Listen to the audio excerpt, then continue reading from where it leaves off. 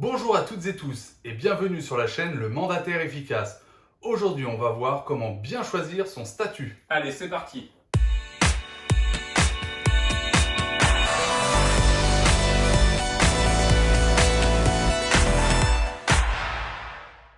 Mandataire immobilier, aujourd'hui, c'est un métier, mais aussi une entreprise.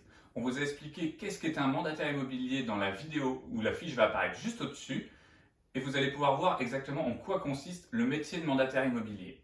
Mais une fois qu'on a vu qu'est-ce qu'était ce métier, il faut qu'on vous explique comment le mettre en œuvre et quel statut juridique mettre en place pour pouvoir exercer le métier. Le juridique en France, c'est quelque chose de complexe. Donc n'hésitez pas à bien regarder cette vidéo pour avoir le plus d'informations possible parce que de votre statut va définir l'avenir de votre entreprise.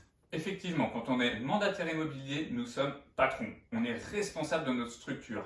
Donc le premier choix déjà d'un créateur d'entreprise, c'est de choisir son statut. Il en existe différents lorsque vous êtes mandataire immobilier. La chose qu'il faut savoir, c'est que c'est d'abord régi par la loi Hoguet et que nous devons absolument être une entreprise individuelle. Donc vous aurez le choix entre une EIRL, entreprise individuelle à responsabilité limitée, ou bien à agent commercial et souvent en tant qu'auto-entrepreneur. Alors, on va parler déjà du statut d'auto-entrepreneur. C'est souvent un bon statut pour commencer. Je dis bien pour commencer, car le chiffre d'affaires maximum que vous pouvez faire est de 72 600 euros. Effectivement, pour commencer, si vous êtes débutant dans l'immobilier, vraiment, ne vous posez pas la question, allez sur l'auto-entrepreneur. De plus, vous pouvez coupler ce statut avec le chômage, car on sait qu'aujourd'hui, beaucoup de mandataires immobiliers qui se lancent touchent le Pôle emploi. Et grâce au statut d'auto-entrepreneur, vous pouvez continuer à toucher Pôle emploi pendant la durée de vos droits, ce qui va vous permettre de pouvoir commencer votre activité sereinement. Au niveau des avantages, il va y avoir forcément la faiblesse des charges, parce que vous êtes beaucoup moins imposé qu'une EIRL. D'ailleurs, au niveau des charges, sachez que si vous êtes créateur d'entreprise et que vous étiez au chômage ou vous ayez moins de 25 ans, vous pouvez faire ce qu'on appelle l'ACRE, c'est l'aide à la création d'entreprise, qui va vous permettre de payer très peu de charges pendant les 2 premières années. Vous allez avoir un niveau de charge qui va changer de trimestre en trimestre, mais en commençant par 5% de charge pendant les 2 premiers trimestres, ce qui est vraiment très faible. Et sachez aussi qu'au niveau des charges, quand vous êtes auto-entrepreneur, vous n'en payez que si vous faites du chiffre d'affaires. C'est-à-dire qu'on le sait, dans le métier de conseiller immobilier, lorsqu'on commence, on va faire au minimum 3 mois sans chiffre d'affaires. Pourquoi 3 mois? Parce que même si vous prenez un bien à vendre le 1er juin, que vous le vendez le 2 juin, vous irez chez le notaire seulement le 2 septembre. Et donc, vous aurez votre chèque courant septembre. Et là, ça veut bien dire que vous avez eu 3 mois où vous n'avez pas eu du tout de rentrée d'argent, mis à part peut-être le Pôle emploi. Donc, ce qui est important, c'est qu'avec l'auto-entrepreneur, vous ne payerez pas de charges pendant ces 3 mois. Autre avantage, et c'est un sujet souvent qui peut faire peur, c'est la comptabilité. La comptabilité est plus que légère en auto-entreprise. Bien évidemment, ça vous permet de faire une économie sur un comptable parce que vous pouvez la faire vous-même. C'est très facile puisque votre chiffre d'affaires, c'est là-dessus que vous êtes imposé.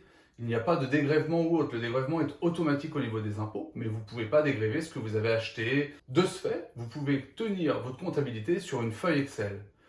Mais forcément, qui dit ce type d'avantage dit forcément des inconvénients. Les inconvénients, ça va être, comme on vous l'a dit au début, le chiffre d'affaires qui ne peut pas être excédé 72 600 euros. Mais ce n'est pas le seul inconvénient. L'autre inconvénient, c'est que vous cotisez quasiment pas. C'est pour ça qu'on vous a dit dès le début que c'était un statut pour commencer. L'auto-entreprise a véritablement été créée pour être un statut intermédiaire, c'est-à-dire juste un statut de lancement. Idéalement 2 années, mais pas plus. Oui, 2 années, c'est déjà pas mal. Ça va vous permettre de vous lancer, de comprendre le métier, d'essayer d'augmenter votre chiffre d'affaires. Alors certes, une fois que vous changerez de statut, vous aurez plus de charges, donc vous aurez peut-être un petit peu moins de revenus. Mais vraiment, quand on en parle avec les comptables, si vous êtes au-dessus de 60-70 000 euros de chiffre d'affaires, un changement de statut est vraiment important, ne serait-ce que pour pouvoir faire des prêts bancaires et même pour pouvoir défalquer quelques charges que vous allez avoir, qu'on va vous expliquer dans le prochain statut, ce qui va vous permettre d'avoir presque un équivalent à l'auto-entrepreneur. Je vais rebondir sur ce que dit Sébastien sur les prêts bancaires. J'ai eu récemment un client, ça faisait 10 ans qu'il était en auto-entreprise. La banque n'a pas tenu compte de ses revenus dans leur intégralité. Elle les a minorés de 50%, ce qui est donc énorme et ce qui a fait qu'il n'a pas pu obtenir son prêt immobilier. Allez Sébastien, on parle de l'EIRL puisque nous deux, nous sommes en EIRL. Allons-y. Donc oui, l'EIRL, sujet important, donc comme on le disait, entreprise individuelle à responsabilité limitée. Elle a pas mal d'avantages.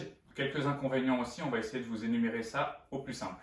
L'EIRL, comme son nom l'indique, va permettre de définir ce que vous mettez comme patrimoine personnel dans l'entreprise et comme patrimoine que vous affectez vraiment uniquement à titre personnel. En gros, je vous prends un exemple très simple. Vous pouvez définir que votre ordinateur va dans le patrimoine de l'entreprise, mais que votre maison, votre voiture est du patrimoine personnel. Ça veut dire qu'il n'y aura jamais de saisie de votre patrimoine personnel. C'est une vraie protection. Moi, j'ai commencé mon entreprise en mettant juste mon smartphone en tant que gage sur l'entreprise. Tout le reste est à titre personnel, ce qui veut dire que vraiment en cas de faillite, ce qui est compliqué dans l'immobilier pour avoir une faillite en tant que mandataire immobilier, c'est quand même se mettre de grosses charges.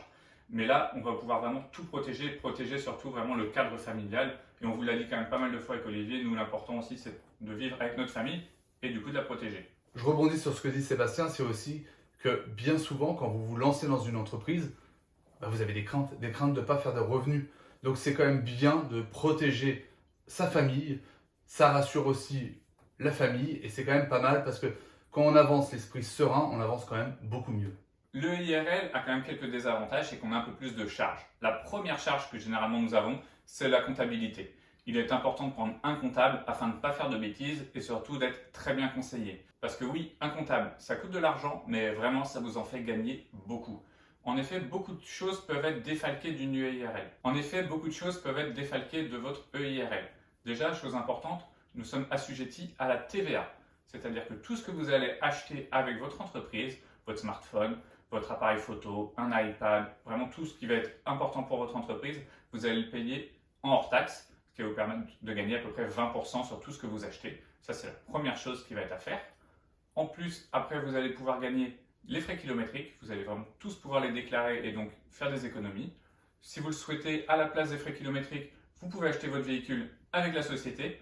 Même si, d'après pas mal de comptables, c'est quand même pas rentable, il faut mieux prendre les frais kilométriques, c'est plus intéressant, mais vous avez cette option-là. Vous pouvez aussi mettre des petites charges usuelles comme votre forfait téléphonique, la mutuelle, ça c'est peut-être pas une petite charge usuelle, c'est quand même important. La prévoyance, parce qu'il va falloir prendre des contrats de prévoyance pour vraiment vous protéger. On peut aussi désormais mettre aussi en place des PER, c'est des plans d'épargne retraite. Et tout ça, c'est en loi Madelin, donc c'est vraiment très intéressant. Exactement, c'est intéressant parce que vous ne payez pas de charges sociales dessus. C'est-à-dire que vous ne sortez pas l'argent de la société, ça passe directement par votre société, ce qui vous permet de faire quand même à peu près 40% d'économie sur cette partie-là. Je récapitule. L'auto-entreprise, c'est vraiment pour commencer au début. Vous ne prenez pas du tout de risque, vous avez une gestion hyper simplifiée.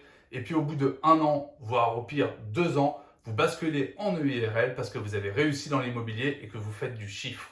En tout cas, n'hésitez pas à nous dire en commentaire quel statut vous avez, qu'est-ce que vous préférez et si vous avez des questions dessus. N'hésitez pas à nous les poser. En tout cas, nous on vous dit à dimanche prochain pour une nouvelle vidéo. Pour travailler efficacement et vivre sereinement. Excellent dimanche. Bon dimanche!